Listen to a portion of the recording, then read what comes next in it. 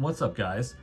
Whether or not you realize it yet, you are looking at the most well-built, budget-friendly dive watch that I've ever seen. So let's talk about it a little bit.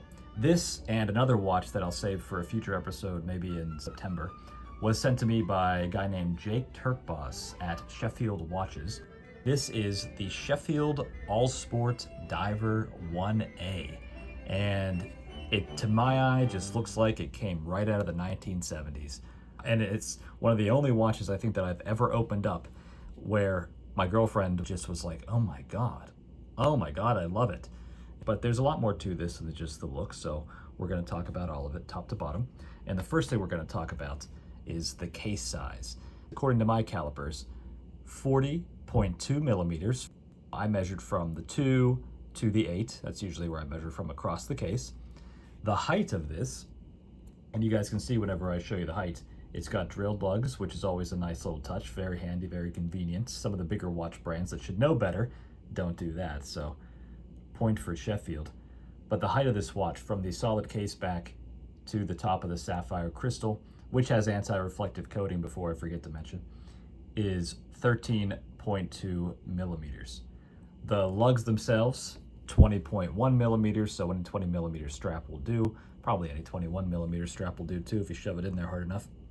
And then, of course, the lug to lug is 47.9 millimeters. So a very common sized dive watch. You know, it's going to fit most wrists, I think. I have a 6-inch wrist and it fits me just fine. In fact, I think it looks really good. So like I said, guys, Jake Turkboss over at Sheffield Watches was kind enough to send this in. And he told me that his goal is to make watches that are affordably priced and that have the quality of something that's 2, 3, even 4 times what he's charging, which in this case is $198, and I think he totally succeeded. Now, whether or not you buy this watch, that's up to you. It's going to be a style thing, but you really can't argue with the quality of it. And you buy a watch like this and you think, oh, $198, how trustworthy is this thing going to be? But I absolutely would not feel like I was getting gypped if he was charging $400 for this. I really wouldn't. So I thought this is a perfect fit for working man's watches, because this is a watch that any working man can afford. It looks amazing. Ulsta made a very similar watch, and it was supposed to be a recreation of what Richard Dreyfuss wore in Jaws, and they were charging something crazy, like close to $1,000 for it. And the specs for that watch were no different whatsoever than this. You know, you can argue style again all day long. Maybe some guys are gonna like the style of that more, or they're gonna like the style of this more, but some of these companies just take such advantage, and it was really pleasing to see that all the watches on Sheffield's website don't seem to do that. You know, the guy just seems to understand you can offer people a really nice watch without ruining them financially, which I really appreciate. The movement on this, like I said, Seiko NH35. It has hand wind, it has hacking. Now Seiko says that the accuracy of an NH35 movement is -20 to +40 seconds per day. I have owned a few watches with the NH35 in it, and I've never ever had the accuracy all over the place like that. So I think they're kind of just giving you a worst case scenario.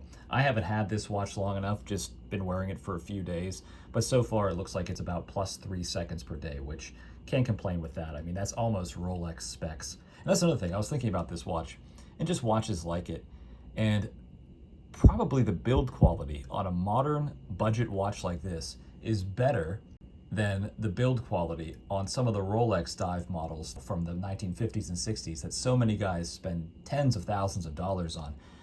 And it's just like, if you took this watch back in time and you took the Submariner and you offered both to your grandfather, they'd probably choose this one half the time. Guys want to have that Rolex on the wrist, but I don't know, I find everything about this one to be a lot more charming. So speaking of charm, just look at the dial. It's got those coffin indices. I always call this coffin indices because they look like coffins, they look like caskets.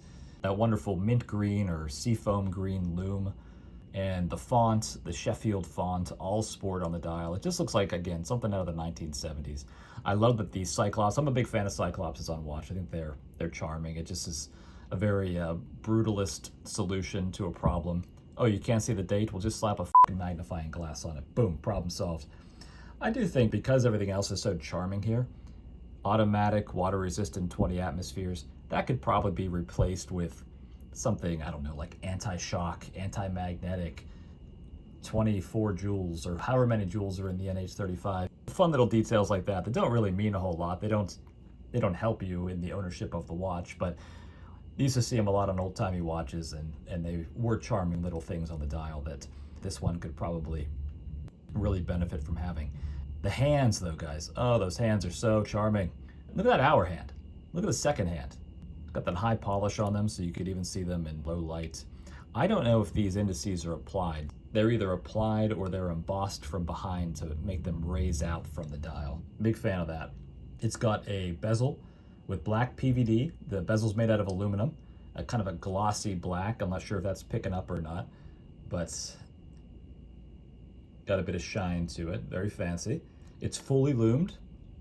Everything on it is loomed, as you guys will see here at the end. It's 120 clicks, and this is one of the places where maybe the budget shows because the bezel's very, very stiff. Now, I would assume if you bought this watch and you really used it and you were turning that bezel all the time, the spring in there would probably loosen up a bit and you'd have a much more ratchety experience. But as it is now, you gotta really grip it tight and you gotta turn it. It's 120 click, like I said. It's got a nice sound to it, though. I'll give it that. Very, very, very satisfying sound. Just the spring's a little bit tight. Got a powerful spring in there. The case back, guys. Look at this case back.